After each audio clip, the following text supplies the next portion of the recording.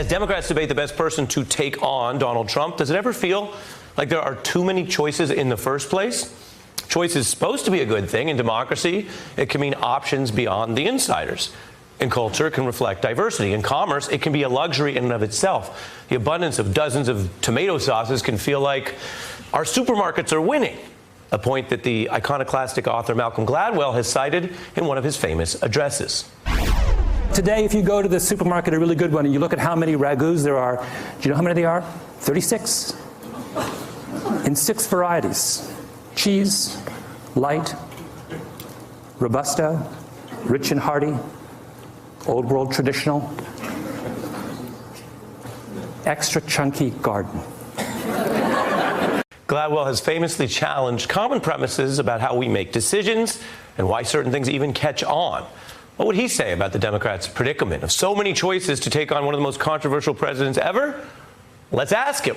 The New Yorker journalist and author of 5 huge bestsellers, including The Tipping Point, is here. Nice to see you.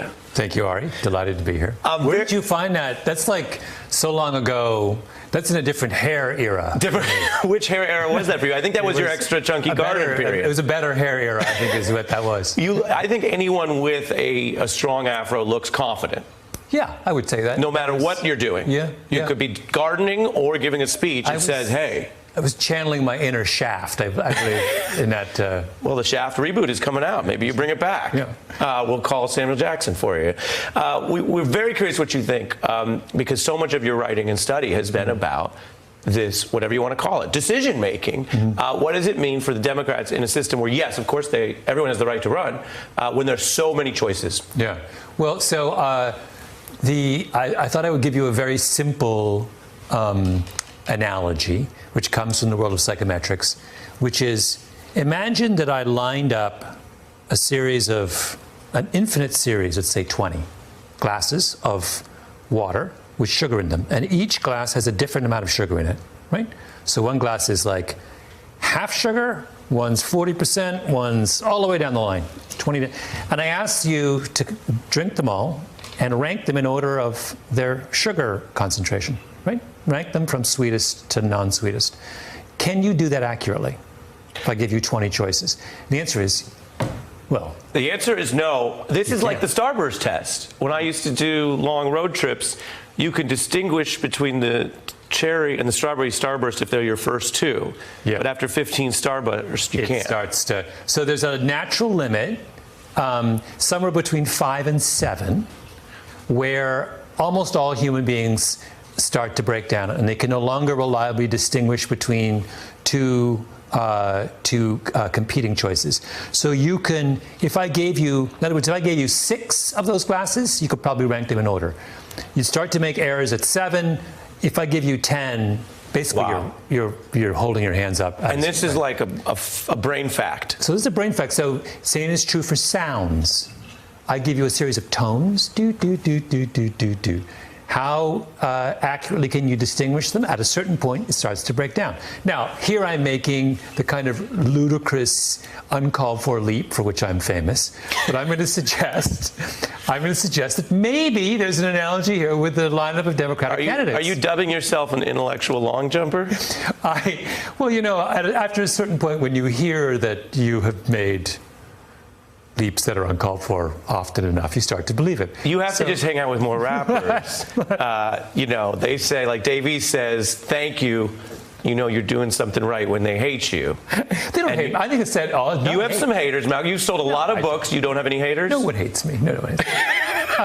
My point is that I wonder at a certain point whether if I asked you to rank all, how many Democratic 23. It changes like by the day. Right, 23. You're saying here's a glass of sugar water with semi-universal pre-K. And here's a glass of sugar water with a budget offset for universal pre-K. And here's a glass of sugar water with universal pre-K if a state program matches the funds. And at a certain point, even the people who want to drink that sugar water have a hard time telling it apart. That's fascinating.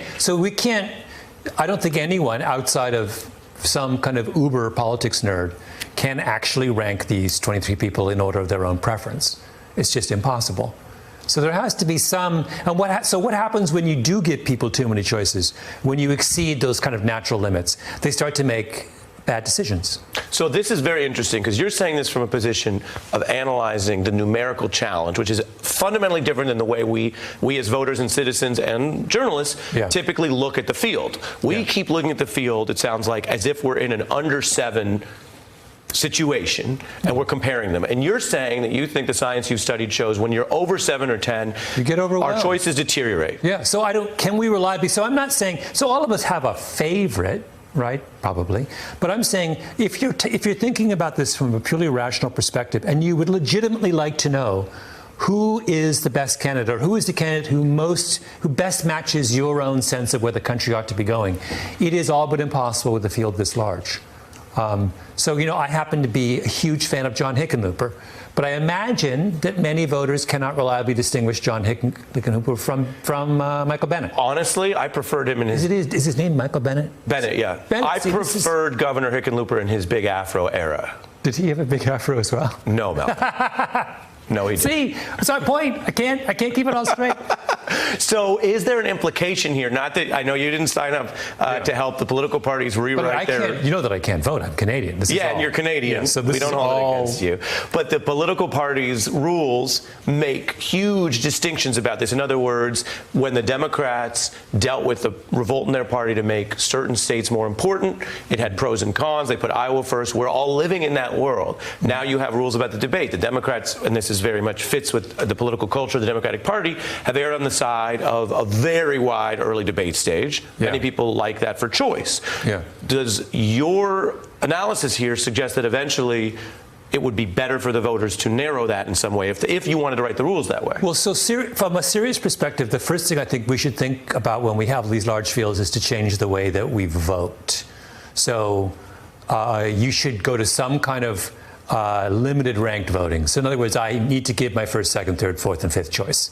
Wouldn't go beyond 5. But because it's so clear that if you just vote for one person, we're going to have this kind of crazy, what we're really interested in is finding those candidates who are acceptable to the largest number of voters. And you can't do that using the conventional voting system. I really want to know someone's second and third choice. What I hear you saying is the original system devised hundreds of years ago for how to pick 2 or among 2, pick 1 out of 2, based on what we've learned is really poorly applied today. It doesn't work when you've got 23.